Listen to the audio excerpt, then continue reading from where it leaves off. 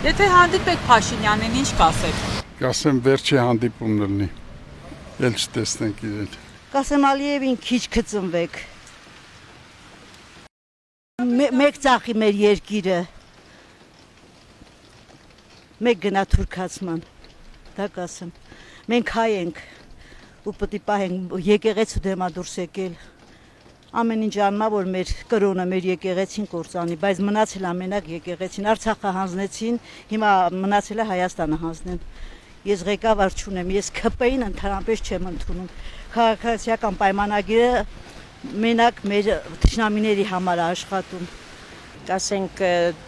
Քուստամոքսն ու Թոշակառուինը նույնը չի, ոնց է որ դուք ստանում 1% 3 միլիոն